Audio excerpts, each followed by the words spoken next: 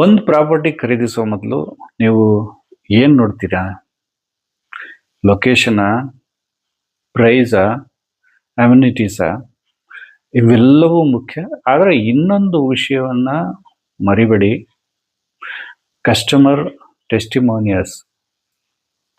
ಒಂದು real estate project ಬಗ್ಗೆ ಈಗಾಗಲೇ ಪ್ರಾಪರ್ಟಿ ಖರೀದಿಸಿರುವ ಕಸ್ಟಮರ್ಸು ಏನು ಹೇಳ್ತಾರೆ ಅನ್ನೋದು ನಿಮಗೆ ಬಹಳಷ್ಟು ಮಾಹಿತಿ ಕೊಡಬಹುದು.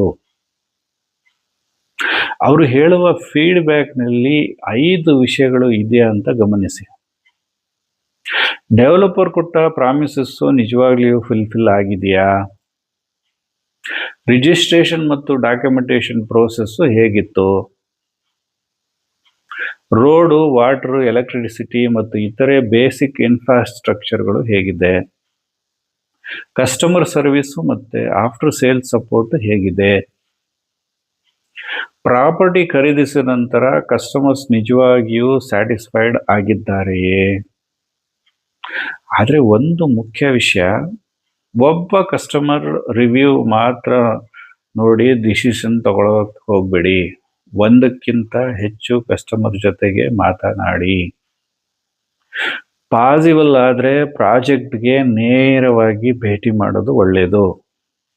ಡಾಕ್ಯುಮೆಂಟ್ಸ್ ಮತ್ತು ಅಪ್ರೂವಲ್ಸ್ ಅನ್ನು ಸ್ವತಂತ್ರವಾಗಿ ವೆರಿಫೈ ಮಾಡಬೇಕು. ಯಾಕಂದ್ರೆ ಅಡ್ವರ್ಟೈಸ್ಮೆಂಟ್ನಲ್ಲಿ ನಿಮಗೆ ಪ್ರಾಪರ್ಟಿ ತೋರಿಸ್ತದೆ, ಆದರೆ ಜಿನ್ಯೂನ್ ಕಸ್ಟಮರ್ ಎಕ್ಸ್ಪೀರಿಯನ್ಸ್ ನಿಮಗೆ ರಿಯಾಲಿಟಿ ಏನು ಅನ್ನೋದನ್ನ ತಿಳಿಸುತ್ತೆ.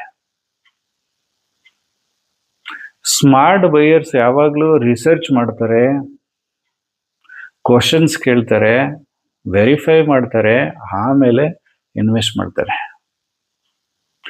ನಿಮಗೆ ರಿಯಲ್ ಎಸ್ಟೇಟ್ನಲ್ಲಿ ಇಂತಹ ಪ್ರಾಕ್ಟಿಕಲ್ ಇನ್ಫಾರ್ಮೇಶನ್ ಬೇಕಾದರೆ ಫಾಲೋ ಮಾಡಿ. ನಾನು ನಿಮ್ಮ ರಿಯಲ್ ಎಸ್ಟೇಟ್ ಮೇಸ್ಟ್ರು. ಈ ವಿಡಿಯೋವನ್ನು ಪ್ರಾಪರ್ಟಿ ಖರೀದಿಸಲು ಯೋಚಿಸುತ್ತಿರುವ ನಿಮ್ಮ ಫ್ರೆಂಡ್ಸ್ ಮತ್ತು ಫ್ಯಾಮಿಲಿ ಜೊತೆಗೆ ಶೇರ್ ಮಾಡಿ.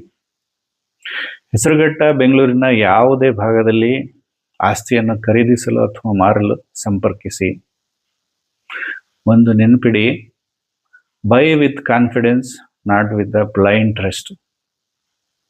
ಧನ್ಯವಾದಗಳು.